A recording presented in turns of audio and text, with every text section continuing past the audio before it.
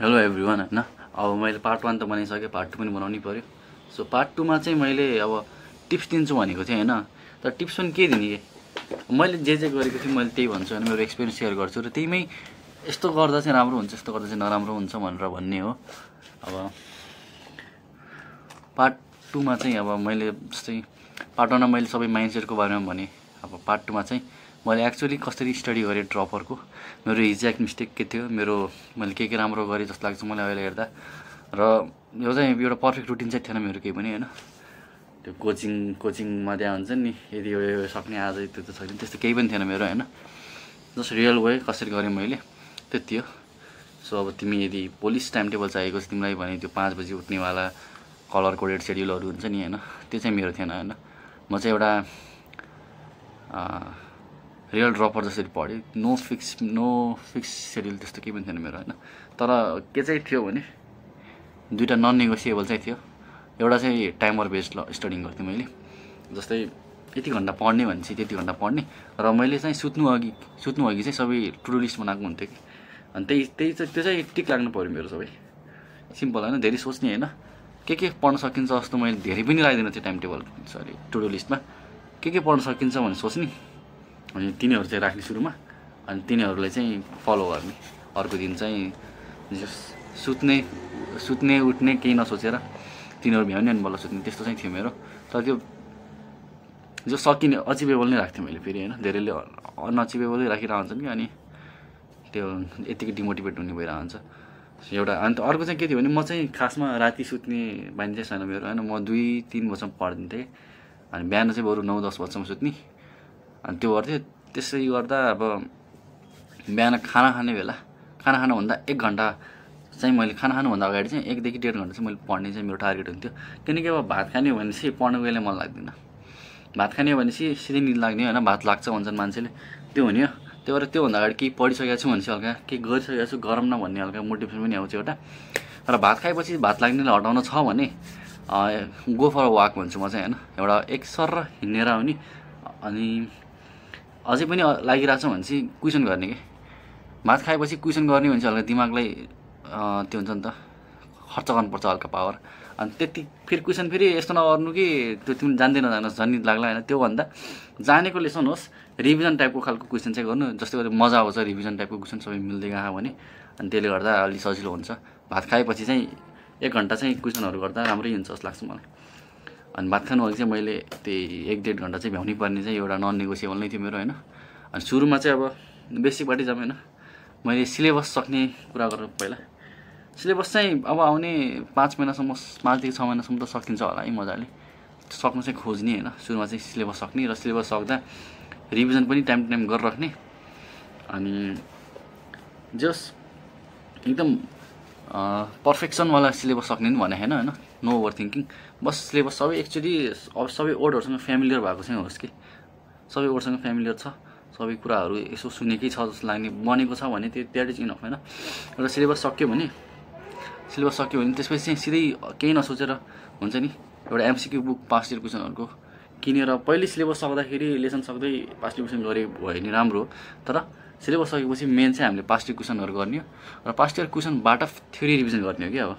अब theory revision फेरि note पकडेर त्यो गर्ने चाहिँ अलि टिक जस्तो मलाई लाग्दैन। अब सिलेबस सक्यो होइन, जस्तै लेसनहरू सक्यो, अब क्वेसन गर्न थाल्यो। फ्रक लेसन तिमीलाई आज यसो रिभाइज गरौँ भन्ने लाग्यो भने तिमीले क्वेसन गर्ने कि फ्रकको क्वेसन गर्ने।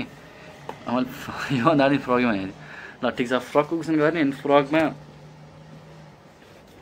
फ्रकमा अब सल्भ गर्दै गयो, जाने खाना त्यही देखिहाल्छ होइन। अनि जानेको क्वेसनहरू छन्, नजानेको क्वेसनले गोलो लगायो होइन। अनि पछाडि त्यही भएर यस्तो बुक किन्ने कि पछाडि त्यसको एक्सप्लेनेसन चाहिँ अलिक लामै होस् कि, त्यो एक्सप्लेनेसन पढेर थ्योरी मजाले रिभाइज होस् कि। त्यसरी पढ्ने भने तिम्रो एमसिक्यूबाटै थ्योरी रिभिजन भइहाल्छ। अनि एउटै टपिकबाट अलि धेरै क्वेसन बिग्रिरहेछ भने त्यो टपिक त अब पछि थ्योरी खोलेर हेर्न पनि मिलिहाल्यो नि होइन।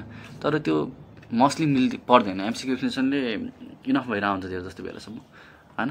त्यसरी नै अब सुरुमा सिलेबस सक्ने, अनि सिलेबस कसरी सक्ने त्यो छुट्टै भिडियो बन्ला होइन। तर सुरुमा सिलेबस सक्ने, सिलेबस सकेपछि पास्ट इयर क्वेसनको किताब निकालेर त्यहीबाट क्वेसन गर्दै त्यसको पछाडिको एक्सप्लेनेसनले थ्योरीलाई रिभाइज गर्ने हो कि मेन कुरा। त्यसरी गर्ने भने चाहिँ तिम्रो टाइम पनि बच्छ, अनि तिमी अलि एमसिक्यू ओरिएन्टेडवाला थिङ्किङ पनि राख्न थाल्छु त्यसपछि। बायोलोजी मात्र नभएर फिजिक्स केमिस्ट्री सबैको लागि होइन। अनि त्यही हो, अब मैले भनिहालेँ होइन, बिग्रेका कुराहरूलाई गोलो लगाउने, अनि नेक्स्ट टाइम त्यही रिभाइज गर्दा गोलो लाग्मा चाहिँ हेर्ने कि अब किन त्यो जानिरहेको कुरा हेर्ने, टाइम सेभिङ गर्नु पऱ्यो नि त होइन। र सबभन्दा इम्पोर्टेन्ट चाहिँ मेरो ड्रप इयरमा मैले गरेको भनेको मेरो मक टेस्टले चाहिँ मैले एकदम राम्रोसँग जस्ट एनालाइज गर्थेँ कि अब मक टेस्ट दियो आयो होइन, बिग्रेको जस्तै मक टेस्ट दिँदाखेरि पनि अब कतिपय क्वेसन चाहिँ हेरेरै लगाइहाल्छ ठिक होइन, तिनीहरू टिक लाग्यो। अब कतिपय क्वेसन चाहिँ 50-50 भए हुन्छ, अथवा क्वेसन यही हो जस्तो लागिरहेको मलाई तर हो कि होइन थाहा छैन होइन, त्यस्तो खालको पनि हुन्छ। र त्यस्तो क्वेसनमा चाहिँ मैले के गर्थेँ भने क्वेसनको नम्बरलाई मैले गोलो लगाइहाल्थेँ, हल्का पनि कन्फ्युज भयो भने मैले गोलो लगाइहाल्थेँ होइन। अनि त्यसपछि घर आउने सबै एन्सरहरू चेक गर्ने, गोलो लागेको राइट भए भने पनि भएन भने रातो पेनले अथवा जो चिन्ने गरेर स्टार लगाए नि भयो होइन, त्यस्तो गर्ने। अनि जुन लेसनको मैले गोलो लगाएको छु अथवा बिगारेको छु तिनीहरू लेसनलाई मैले नोट डाउन गर्थेँ एउटा कपमा होइन। अनि त्यो लेसनको नोट डाउन गरेर पनि त्यो लेसनको टपिक चाहिँ कुनबाट बिग्रियो होइन, टपिक नै हुन्छ कि मोस्टली सिमिलर टपिक नै भइरहेको हुन्छ नि, त्यो टपिकलाई नोट डाउन गर्थेँ। अनि शनिबार भयो सबै यिन कुराहरू होइन। अनि त्यसपछि आइतबार सोमबारहरूको लागि एउटा रुटिन बनाउने मैले चाहिँ मक टेस्टमा बिग्रेको हिसाबले गराउँथेँ कि, न कि एउटा स्ट्रक्चर रुटिन पहिलो छ त्यसले फलो गरिराख। त्योभन्दा पनि मेरो विक के छ त टपिक, त्यसले पकड्ने भइसकेली राम्रो हुन्छ कि त्यो नर्मल फलो गरिराख्ने हुन्छ। त्यो जानेको कुरा 10 चोटि रिभाइज गरेर राखिन्छ होइन, त्योभन्दा त नजानेको कुरालाई फोकस गर्ने नि त, प्रायोरिटी दिने नि त होइन। सो मक टेस्टमा मैले भनिहालेँ टपिकहरू जे आहान तिनीहरूलाई मैले टु डु लिस्टमा राख्थेँ त्यो विकको लागि। त्यो मोस्टली 3 देखि 4 दिनमा भइहालिन्थ्यो, त्यति धेरै पनि हुँदैन होइन। एउटा 2टा मक टेस्टले कति नै निकाल्छ र त्यो 3-4 दिनमा भइहालिन्थ्यो। अनि त्यसपछि बाँकीको 3 दिन चाहिँ अब आफूले लागेको हिसाबले यिनी कुरा चाहिँ अलि जान्दिनँ कि मैले जस्तो खालको जुन छ तिनीहरू रिभाइज गर्थेँ। अनि त्यसपछि फेरि मक टेस्ट दिन्थेँ, अनि फेरि मक टेस्टमा निक्लिन्थ्यो नयाँ टपिकहरू, फेरि त्यही रिभाइज गर्ने। अनि त्यसरी नै मेरो सबै रिभाइज भयो कि, न कि एउटा प्लान बनाएर त्यसलाई नै रिभाइज गर्ने भन्दा पनि मक टेस्टले नै मलाई गर्यो। सो मक टेस्ट चाहिँ मैले सधैँ दिन्थेँ र सधैँ दिन नै रिकमेन्ड गर्छु म होइन। अनलाइन मक टेस्ट त्यही नै हुन्छ यदि फिजिकल मिल्दैन भने।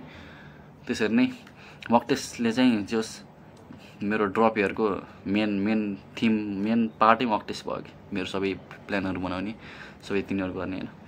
अनि म त रातभरि पढ्ने भनिहालेँ होइन। सो तिमीले पनि रातभरि पढ्ने भने चाहिँ नसोच्नु, तिम्रो जे छ आफ्नो, जतिखेर तिम्रो दिमागले भ्याउ छ अथवा जतिखेर तिम्रो दिमाग सबभन्दा एक्टिभ हुन्छ त्यतिखेर पढे राम्रो।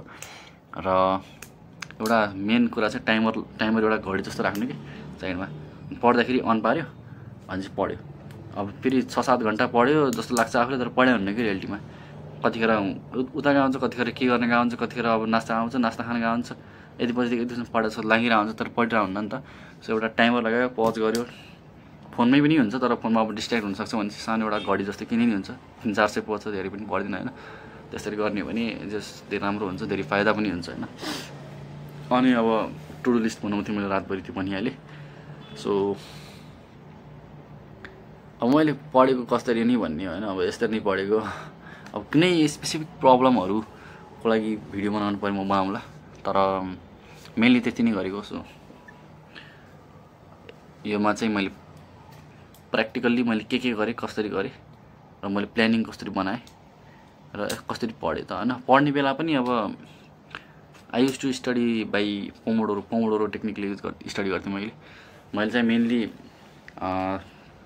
कहिले 40 कहिले 60 यस्तै खालको टाइमर लगाउँथेँ। अनि त्यो पढ्थेँ, अनि 10-15 मिनट ब्रेक ल्यायो, फेरि 60 त्यो रिपिट गरेर साइकल लगायो, त्यही नै गर्थेँ। अनि लास्टमा चाहिँ म के भन्छु भने इट्स नट त्यो पर्फेक्ट टेक्स्ट बुक स्ट्राटेजी त्यो हुनुपर्छ जस्तो मलाई लाग्दैन होइन। The only thing that matters is तिमीले काम गर्यो कि गरेनौ, र काम गर्ने बेला कुन काम गरिरहेछौ होइन। तिम्रो विक टपिकलाई ध्यान दिइरहेछौ राम्रोसँग भने त इट्स सकियो भने कुरा त्यही होइन। किन त्यत्रो चटक गरेर राख्नु पऱ्यो कि यो गर्ने, त्यो रुटिन बनाउने, त्यो तिम्रो विक टपिक के छ भने पत्ता लगाऊ टेस्ट दिएर। अनि टेस्टको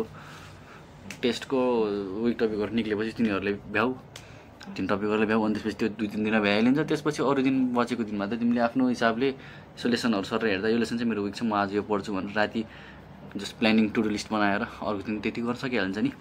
अनि यसै हो, अब चाहिँ हल्का सब्जेक्ट वाइज पनि हल्का चाहिँ म दिन्छु होइन टिप्स के गरेँ मैले भनेर। सो जुलोजी त त्यति धेरै प्रब्लम हुँदैन होइन, अब हल्का फुल्का फाइलममा होला, तर फाइलमको बेसिक क्वेसन नै सोध्छ। अब यो इयर त अलिक गाह्रो सोधेको थियो त्यही नि, त्यस्तो धेरै गाह्रो चाहिँ हुँदैन फाइलम। बोटनीको चाहिँ स्टिकी नोट्स बनाउन म प्रिफर गर्छु होइन। स्टिकी नोट्स अथवा एउटा मेमोराइजेसन कपी बनाउने होइन, त्यसमा चाहिँ गाह्रो गाह्रो लाग्ने कुराहरू जुलोजीको पनि फाइलमा केही कुराहरू राख्न मिल्यो, अथवा त्यो हाम्रो एराहरूवाला हुन्छ नि, एरा इपोज इयोसिन मियोसिन के छिन् यिनीहरूवाला पनि राख्न सक्यो होइन त्यो मेमोराइजेसन कपीमा। अनि बोटनीको मर्फोलोजीको तिनी फ्लावरिङ प्लान्टहरूको त्यो फ्लोरल फर्मुलाहरू तिनी कुराहरू पनि राख्न सकिन्छ। अनि मेनली चाहिँ इनअर्ग्यानिक केमिस्ट्रीको चाहिँ मैले स्टिकी नोट्स बनाएँ र त्यसले नै मलाई एकदम धेरै हेल्प गर्यो। सो इनअर्ग्यानिक केमिस्ट्रीको चाहिँ स्टिकी नोट्स बनाएको धेरै राम्रो। स्टिकी नोट्स बनाऊ अथवा एउटा कपीमा लेख होइन, मेमोराइजेसन कपी जस्तो बनाएर जे गर, जस्ट मेन कुरा चाहिँ बिहान उठेर तिमीले त्यो हेर्नु पऱ्यो कि inorganic chemistry. So inorganic chemistry त्यसरी नै रिभाइज भइहाल्छ। सो इनअर्ग्यानिक केमिस्ट्री लास्टसम्म त मुखमै हुन्छ कि तिम्रो दिनदिनै हेरेर राख्यौ भने त्यसरी बनाएर मेन। अनि अर्ग्यानिक त सजिलै हुन्छ होइन, अर्ग्यानिक त बेसिक हुन्छ, के आउने पनि थाहा हुन्छ, लगभग क्वेसनहरू इम्पोर्टेन्ट क्वेसनहरू सबै थाहा नै हुन्छ अर्ग्यानिकको। फिजिकलको र फिजिक्स त राम्रोसँग पहिला बुझ्नु पऱ्यो होइन।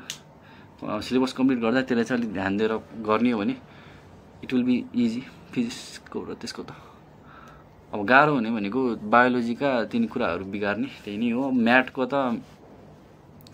एक्चुअली राम्रोसँग सबै सिलेबस सकाएको राम्रो है।